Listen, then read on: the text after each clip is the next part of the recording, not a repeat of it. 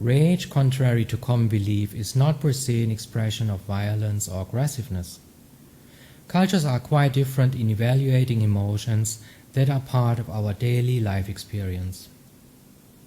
In Latin American cultures, Asia or the Middle East, it is not seldom to see some people gather in a street who shout at each other or bombard each other with reproaches. The energy of such disputes is hot, and such is the climate and the general mentality. Thus there is no contradiction.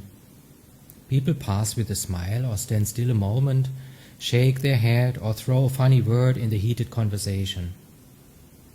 But imagine this same scene in Switzerland. People will isolate the group, make a bow around it, look scared, run away or call the police. In the former cultures, emotions are valued as inherent in human interaction, whereas in the latter and similar cultures of the West, they are excluded out of normal communication and repressed into a taboo sphere or even criminality. He who mistrusts emotions mistrusts life, because life manifests through emotions, through hot energy. Don't forget that we have warm bodies and that only dead bodies are completely cold. And please also consider that it's not hot rage but cold rationality that has invented the napalm bomb and nuclear destruction, while neatly calling these mass destructive weapons defense systems or deterrents. Only on the basis of repressing our natural emotions, a civilization could grow that destroys in a manner that is ice cold and highly efficient.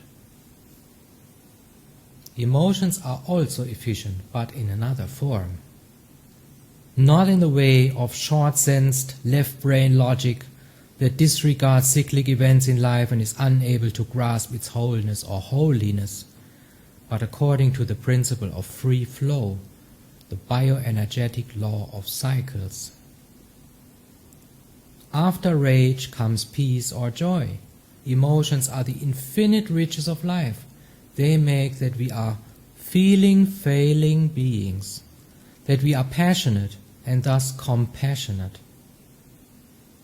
Most destructive acts come not from autoregulation but from deregulation, the too much of control that is so typical for modern society.